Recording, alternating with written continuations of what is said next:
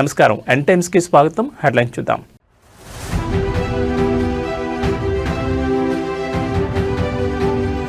మంత్రులతో సీఎం రేవంత్ కీలక సమావేశం. మున్సిపల్ ఎన్నికలపై ప్రధానంగా చర్చ.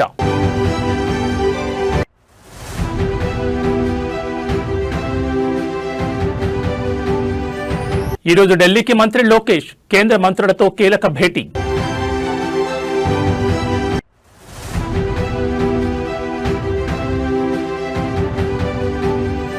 రైల్వే కోడూరుకు జనసేన త్రిసభ్య కమిటీ.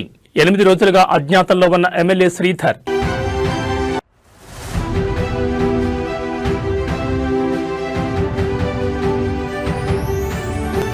మంత్రి అంబటి రాంబాబుపై ఇంటిపై దాడి. ఎమ్మెల్యే గల్లా మాధవ్ సహా 31 మందిపై కేసు నమోదు.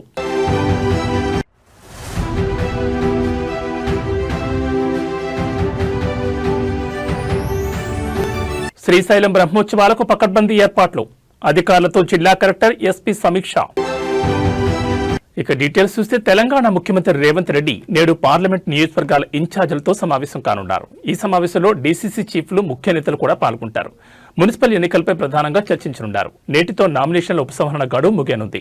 రాష్ట్రంలోని 116 మున్సిపాలిటీలు, 7 కార్పొరేషన్లకు సంబంధించి నేతలకు దిశానిర్దేశం చేయనున్నారు. అభ్యర్థులకు ఇప్పటికే బీఫారాలు అందజేయాలని నిర్ణయించారు. రెబల్స్ కు ఆయన స్వయంగా హామీ ఇచ్చే అవకాశం ఉంది. రేపటి నుంచి రేవంత్ రెడ్డి జిల్లాల పర్యటన కొనసాగుతుంది. ఎన్నికల ప్రచారంతో పాటు హామీలు ఇవ్వడం, గత 2.5 ఏళ్లుగా ప్రభుత్వం అమలు చేస్తున్న సంక్షేమ పథకాలను, చేసిన అభివృద్ధిని వివరించనున్నారు. రేపటి నుంచి ముఖ్యమంత్రి జిల్లాల పర్యటన ఉండనుంది. రేపు మిర్యాలగూడలోని 5వ తేదీన చొప్పదండి, 6వ తేదీన నిజామాబాద్ రూరల్, 7వ తేదీన పరిగి, 8వ తేదీన భూపాల్పల్లి, 9న మెదక్లో రేవంత్ రెడ్డి ఎన్నికల ప్రచార సభల్లో పాల్గొంటారు.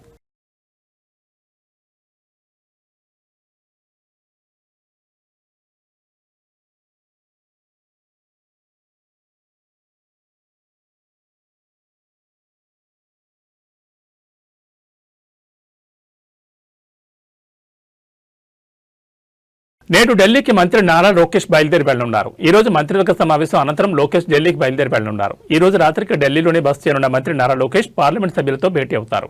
రేపు ఉదయం పార్లమెంటుకు మంత్రి నారా లోకేష్ వెళ్లనున్నారు. పలువురు కేంద్ర మంత్రులను కలవనున్న మంత్రి నారా లోకేష్ రాష్ట్రానికి సంబంధించిన పలు ప్రాజెక్టులు, నిధుల విడుదలపై చర్చించనున్నారు. అలాగే రాష్ట్రంలో జరుగుతున్న రాజకీయ పరిణామాల గురించి కూడా వివరించనున్నారు. అనంతరం రేపు అర్ధరాత్రికి ఉండవల్లి నివాసానికి మంత్రి నారా లోకేష్ రానున్నారు.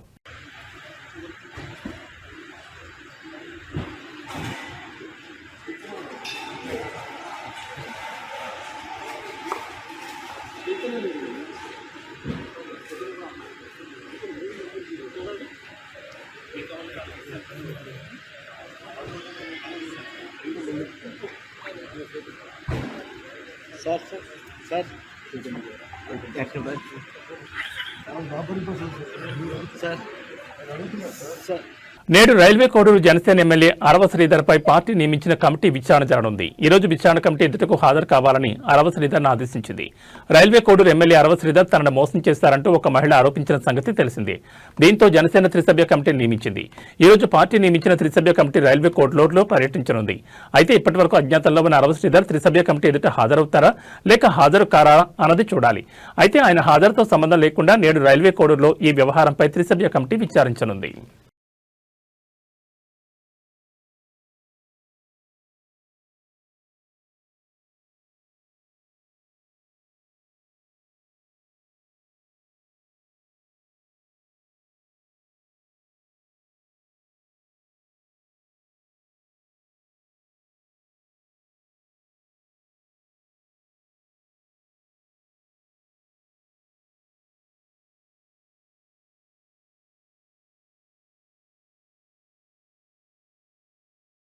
మంత్రి నారాయణ బృందం లండన్లో పర్యటిస్తోంది. ఈ సందర్భంగా లండన్ నగరానికి సంబంధించిన మాస్టర్ ప్లాన్, అభివృద్ధి ప్రణాళికలు, రవాణా సౌకర్యాలపై బృందం అధ్యయనం చేసింది.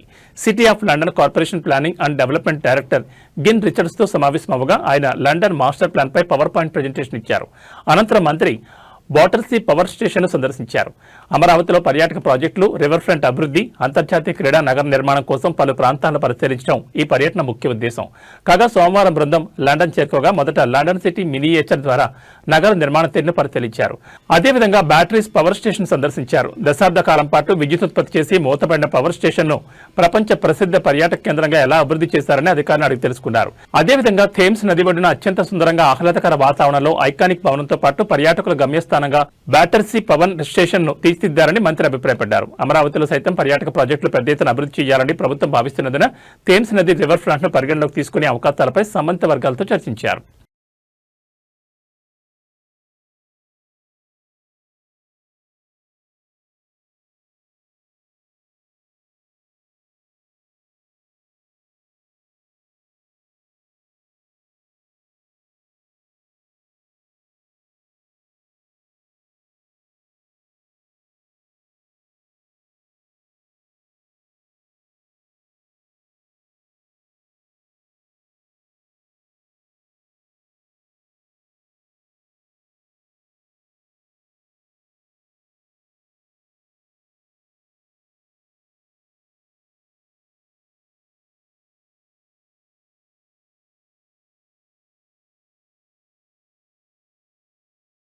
ఆంధ్రప్రదేశ్ మాజీ ముఖ్యమంత్రి వైఎస్ జగన్ రేపు గుంటూరు, విజయవాడలో పర్యటించనున్నారు. మాజీ మంత్రులు అంబటి రాంబాబు, జోగి రమేష్ కుటుంబ సభ్యులను పరామర్శిస్తారు.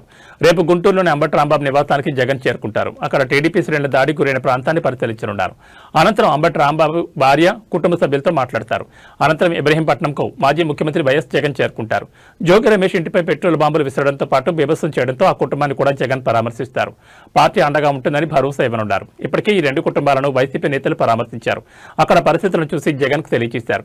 ఘటన జరిగిన వెంటనే అంబటి, జోగి రమేష్లకు ఫోన్ చేసి జగన్ పరామర్శించారు.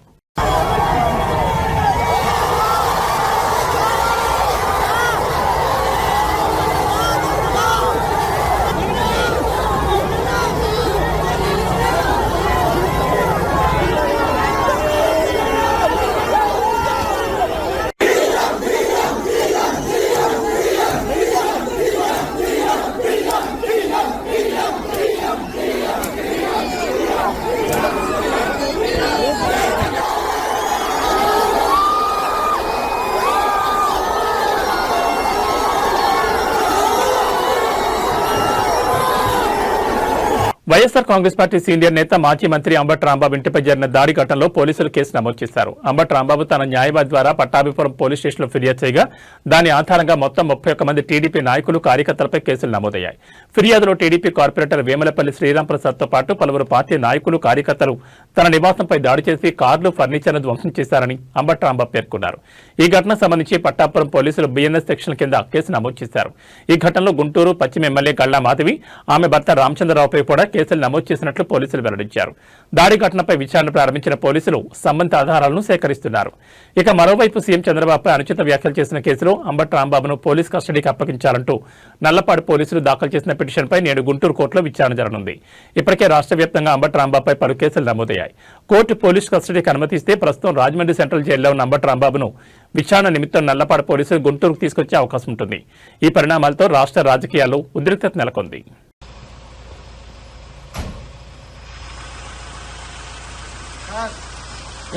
అయిపోయింది.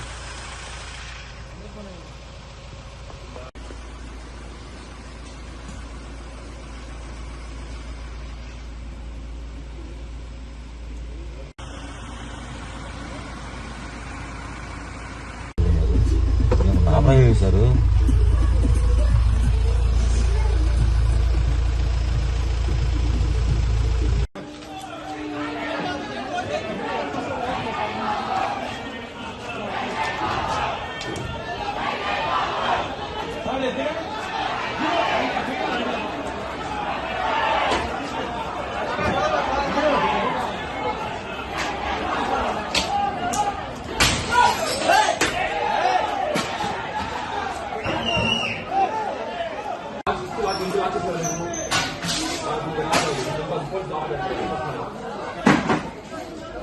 మొత్తం నీటి తీసాయి ఐఫోన్లు ఎన్నిటి కింద 6 మొత్తం కూడా మొత్తం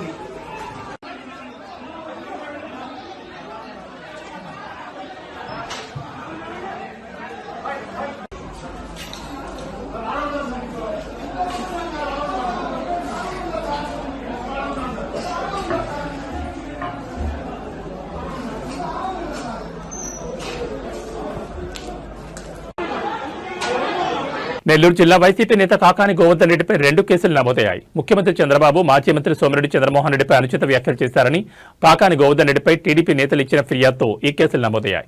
తిరుమల లడ్డు వ్యవహారంలో అనుచిత వ్యాఖ్యలు చేశారంటూ ఆయనపై 2 పోలీస్ స్టేషన్లో కేసులు నమోదయ్యాయి. కాకాని గోవర్ధన్ రెడ్డి తిరుమల లడ్డు వ్యవహారంలో ప్రభుత్వ వైఖరిని చంద్రబాబును తప్పుపట్టడమే కాకుండా సోమిరెడ్డి చంద్రమోహన్ రెడ్డి విషయంలోనూ అనుచిత వ్యాఖ్యలు చేశారంటూ ఆయనపై స్థానిక టీడీపీ నేతలు ఫిర్యాదులు చేశారు. దీంతో పోలీసులు కేసు నమోదు చేసుకుని దర్యాప్తు చేస్తున్నారు. మరోవైపు ఈ కేసులకు తాను భయపడబోనని కాకాని గోవర్ధన్ రెడ్డి తెలిపారు.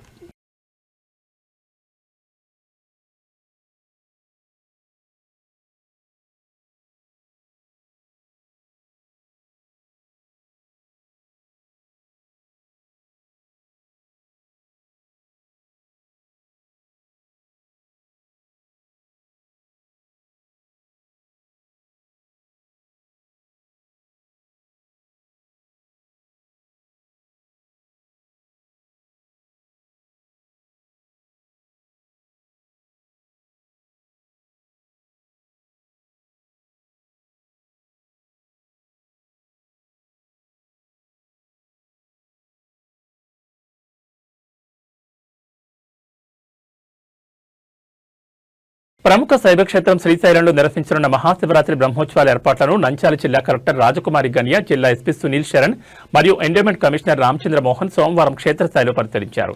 భక్తులకు ఎలాంటి అసౌకర్యం కలగకుండా అన్ని శాఖల సమన్వయంతో ఏర్పాట్లు చేయాలని అధికారులను ఆదేశించారు. భక్తుల రద్దీని దృష్టిలో ఉంచుకుని క్యూలైన్లలో త్రాగునీరు, మజ్జిగ సౌకర్యం నిరంతరాయంగా అందేలా చూడాలని కలెక్టర్ సూచించారు. ఎస్పీ సునీల్ శరణ్ మాట్లాడుతూ ట్రాఫిక్ ఇబ్బందులు తలెత్తకుండా పార్కింగ్ స్థలాలను కేటాయించామని, ఘాట్ రోడ్ల భద్రతను పటిష్టం చేస్తున్నామని తెలిపారు. భారీ సంఖ్యలో పోలీస్ బలగాలను మోహరిస్తున్నట్లు పేర్కొన్నారు. సామాన్య భక్తులకు త్వరగా దర్శనం కలిగేలా దర్శన వేళలు, ప్రత్యేక క్యూలైన్లపై ఎండోమెంట్ కమిషనర్ అధికారులకు దిశానిర్దేశం చేశారు.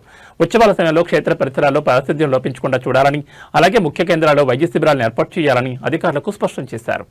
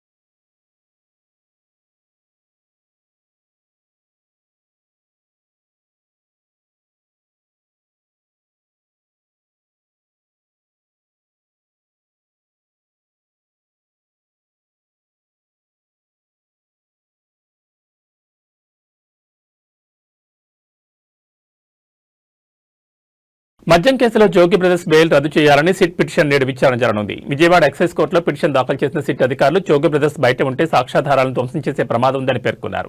ప్రస్తుతం జోగి బ్రదర్స్ ఈ కేసులో కండిషన్ బెయిల్పై ఉండడంతో వారి బెయిల్ రద్దు చేయాలని పిటిషన్ వేసింది. సాక్షులను కూడా బెదిరించే అవకాశం ఉందని పేర్కొన్న సిట్ పిటిషన్ను నేడు ఎక్సైజ్ న్యాయస్థానం విచారించనుంది. ఇటీవల మద్యం కేసులో దాదాపు 2.5 నెలలకు పైగానే రిమాండ్ ఖైదీగా ఉండి కండిషన్ బెయిల్పై బయటకు వచ్చిన జోగి బ్రదర్స్ బెయిల్ రద్దు పిటిషన్పై నేడు ఎలాంటి తీర్పు వెలువడనున్నది ఆసక్తికరంగా మారింది. సార్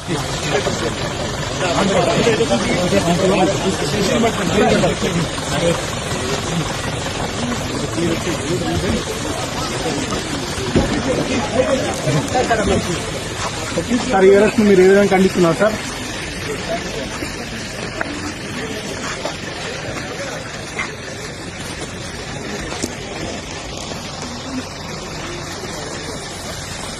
పలు సమస్యలు వివాదాల్లో కూరుకుపోయిన హైదరాబాద్ క్రికెట్ అసోసియేషన్ కు కొత్త అధ్యక్షుడు వచ్చారు. గెలాక్సీ క్లబ్ కు చెందిన అమర్నాథ్ హెచ్సీఏ నూతన అధ్యక్షుడిగా నియమితులయ్యారు.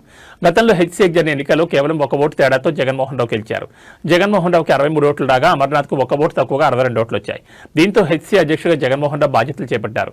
అయితే శ్రీచక్ర అనే క్రికెట్ క్లబ్ ను సృష్టించి అక్రమ ఓటింగ్ పాల్పడినట్లు ఆయనపై ఆరోపణలు వచ్చాయి. ఈ క్రమంలో ఆయనపై కేసు నమోదు చేసిన పోలీసులు ఆయనను అరెస్ట్ చేశారు. ఈ క్రమంలో ఆయనను అసోసియేషన్ అధ్యక్ష పదవి నుంచి తొలగించారు. అప్పటి నుంచి హెచ్సీఏ వ్యవహారాలను HCA ombudsman retired justice Suresh Kumar నిర్వహిస్తూ వచ్చారు. తాజాగా హెచ్సీఏ అధ్యక్షుడిగా అమర్నాథ్ నియమిస్తూ అంబుడ్స్మన్ తీర్పును వెలువరించారు. వారంలోని అధ్యక్ష బాధ్యతలు చేపట్టాలని ఆదేశించారు.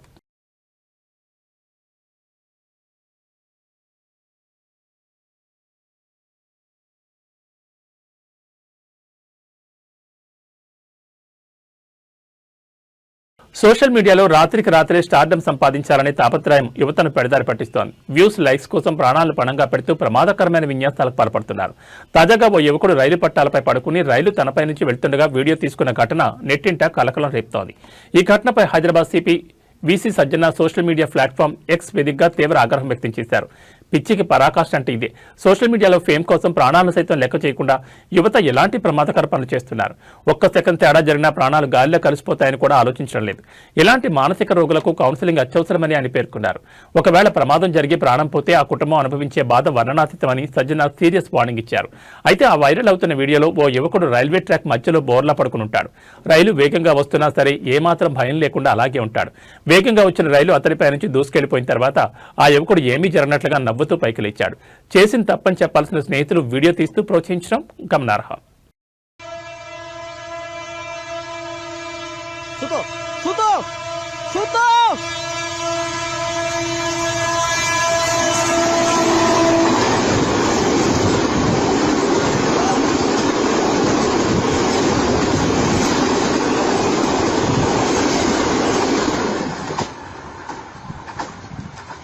अल्लाह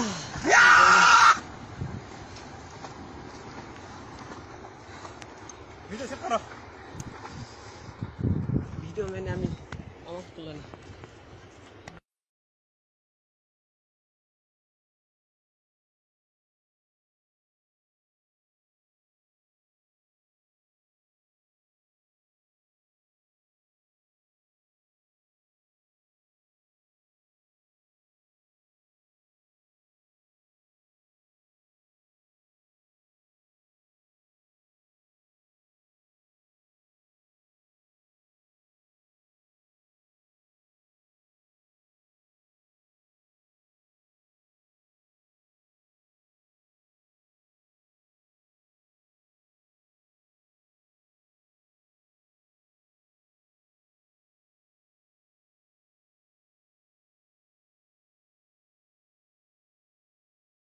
అమెరికా అధ్యక్షుడు డొనాల్డ్ ట్రంప్ భారత్పై టారిఫ్ల విషయంలో కీలక నిర్ణయం తీసుకున్నారు. భారత్పై ఇంతకుముందు విధించిన ప్రతీకార టారిఫ్లను 25% నుంచి 18% తగ్గిస్తున్నట్లు ప్రకటించారు. ఈ మేరకు తన సొంత సోషల్ మీడియా వేదిక ట్రూత్ సోషల్లో పోస్ట్ చేశారు. ప్రధాని నరేంద్ర మోడీతో ఫోన్ కాల్ ద్వారా మాట్లాడిన అనంతరం ఈ ప్రకటన వెలువడడం ప్రాధాన్యత సంతరించుకుంది. ఇంతకీ ట్రంప్ తన ప్రకటనలో ఏమని పేర్కొన్నారంటే, ఈ ఉదయం భారత ప్రధాని నరేంద్ర మోడీతో మాట్లాడడానికి గౌరవంగా భావిస్తున్నాను. మోదీ నా గొప్ప స్నేహితుల్లో ఒకరు. ఆయన భారత్లో అత్యంత శక్తివంతమైన నేత. మేము ఇవాళ ఫోన్ కాల్లో చాలా విషయాలు మాట్లాడుకున్నాం. వాణిజ్యం, రష్యా ఉక్రెయిన్ యుద్ధం ముగింపు తదితర అంశాలు చర్చకొచ్చాయి. రష్యా నుంచి చమురు కొనుగోలు నిలిపివేసేందుకు మోదీ అంగీకరించారు. అమెరికా నుంచి, దాంతో పాటే వెనిజులా నుంచి అత్యధికంగా చమురు కొనుగోలు చేసేందుకు ఆసక్తి కనబరిచారు. ఈ నిర్ణయం ఉక్రెయిన్ సంక్షోభానికి ముగింపు పలుకుతుందని ఆశిస్తున్నాను. ప్రతి వారం వేల మంది చనిపోతున్న ఆ యుద్ధానికి ఈ నిర్ణయం చరమగీతం పాడుతుందని అనుకుంటున్నాను. అమెరికా తయారీ వస్తువుల కొనుగోలు పట్ల కట్టుబడి ఉంటామని ప్రధాని మోడీ మాటిచ్చారు. ఈ వాణిజ్యం దాదాపు $500 బిలియన్ వరకు ఉండొచ్చు. ఇందులో ఇంధనం, టెక్నాలజీ, వ్యవసాయం, బొగ్గు తదితర ఉత్పత్తులున్నాయి. భారత్తో అమెరికా అద్భుతమైన సంబంధాలు మరింత దృఢంగా ముందుకు పెడతాయి. నేను, ప్రధాని మోడీ ఈ ఒప్పందానికి ఓ రూపం కల్పించాం. ఇంతకు మించి ఎక్కువగా చెప్పలేమంటూ ట్రంప్ తన పోస్టులో పేర్కొన్నారు.